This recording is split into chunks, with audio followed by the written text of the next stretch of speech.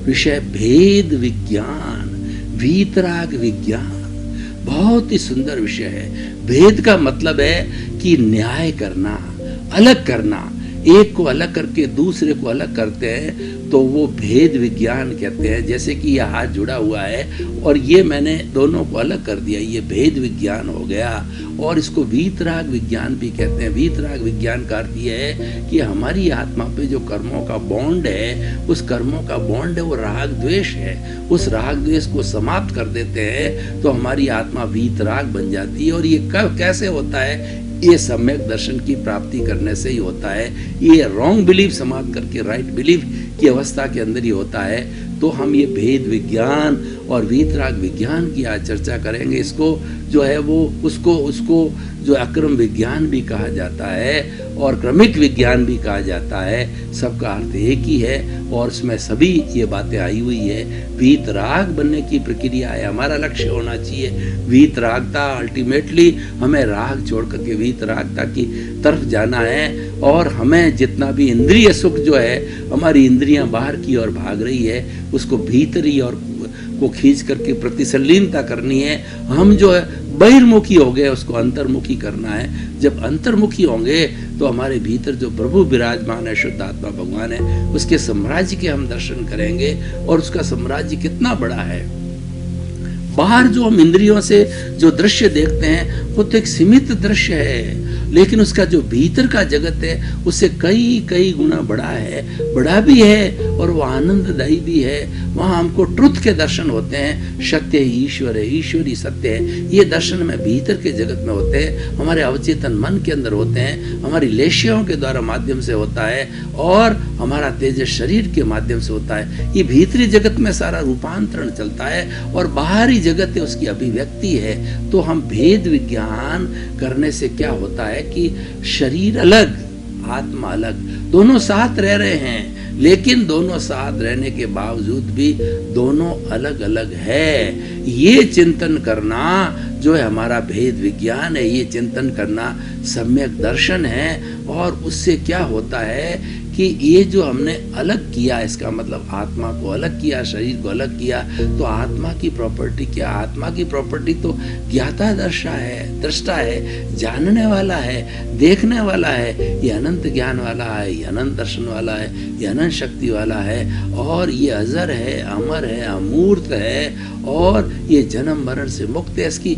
हजारों हजारों तरह की जो है इसके जो गुण होते हैं वो हम याद कर सकते हैं। जितने जितने आत्मा के गुणों को हम याद करेंगे उतने उतने हमारा ज्ञाता दृष्टा भाव पुष्ट होगा और हम अपने आत्मा के पाले में रहेंगे। और दूसरा जो है ये हमारा शरीर है। ये शरीर जो है पूर्व जन्म के कर्मों के भुगतान के लिए मिला है। प्रश्न ये है कि शरीर जनरेट कैसे हुआ, ये शरीर कैसे बना? ये शरीर बनने का कारण ये है कि हम जिस इस जन्म के अंदर हम जैसे कॉज डालते हैं, जो हमारे सामने पूर्व जन्म की फिल्म चल रही है वो फिल्म खुल रही है। मन वचन काया की तीनों बैटरियां खुल रही है। गोभी के पत्ते में पत्ता, पत्ते में पत्ता, पत्ते में पत्ता, उस तरीके से ये सारे पृष्ठ खुल रहे हैं। जैसे कि फिल्म के अंदर जो है वो एक के बाद दूसरा शॉट आता रहता है और हम देखते रहते हैं। तो ये हमारे जीवन की 60, 70, 80 साल जितना आयुष्य है उतनी फिल्म चलती रहती है। उस फिल्म को अलग मानना, मैं फिल्म नहीं हूँ, मैं तो फिल्म देखने वाला हूँ।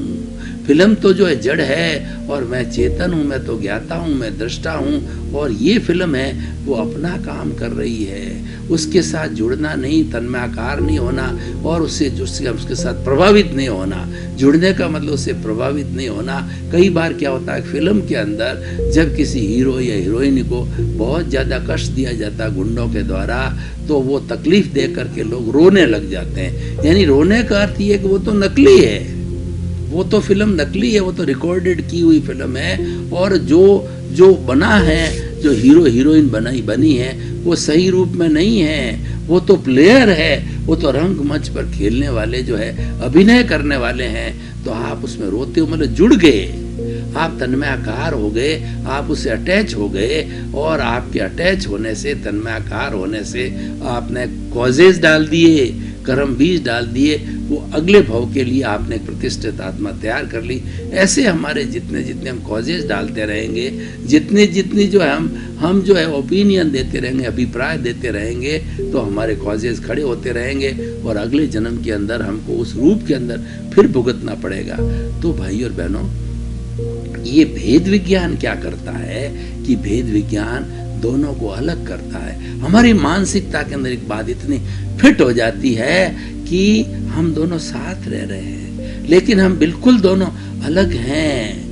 और अंतिम क्षण तक जो है ये जागृति रहनी चाहिए कि मैं अलग हूँ, मैं शरीर हूँ, मैं शरीर नहीं हूँ, मैं तो आत्मा हूँ, ये शरीर तो कर्म भुगतान के लिए। जब ये हमारा चिंतन हर क्षण रहेगा, जिसको हम जागृति कहते हैं, तो हम आगे से आगे बढ़ते रहेंगे।